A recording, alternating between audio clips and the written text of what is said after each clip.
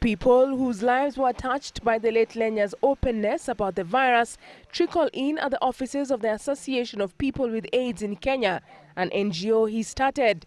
And even as his colleagues mourn his death, they can't help but reminisce on his life at the organization.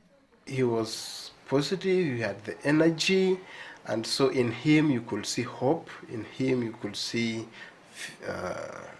a second chance of life.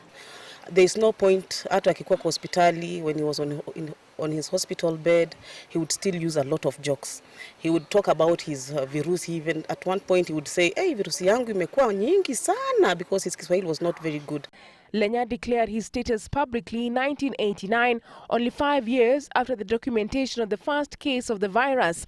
This was a time when stigma was high, and initially many thought that it was a ploy by him to mint money from international organizations. Watu wa jamii wao wengi walikuwa wakimwona akienda kwa bar, hawakuwa wanataka kushirikiana na yeye. His wife, AWUOR, of 34 years, has tested negative, but she says living with a HIV-positive husband has not been easy. Maisha yangu ya mama na bwana yake ikakatisia na hapo. Kwa ajili hapo ilikuwa kutufanya 1 2 3. His children, who have grown up with the realization that their dad was HIV positive, say they are proud of the impact their father left on the world.